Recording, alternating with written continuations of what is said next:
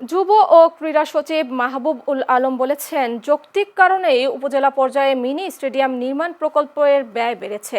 সকালে সচিবালয়ে উপজেলা পর্যায়ে মিনি স্টেডিয়াম প্রকল্পের বিষয়ে এক সংবাদ সম্মেলনে তিনি একথা বলেন।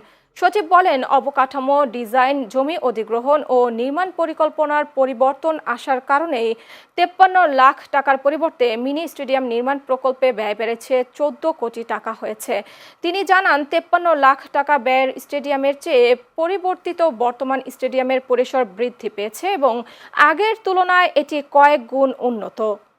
এখানে ফিমেল অ্যান্ড দি চিলড্রেন, মহিলা এবং শিশুদেরও কিন্তু এখন পার্টিসিপেশন সব ক্ষেত্রে বেড়েছে।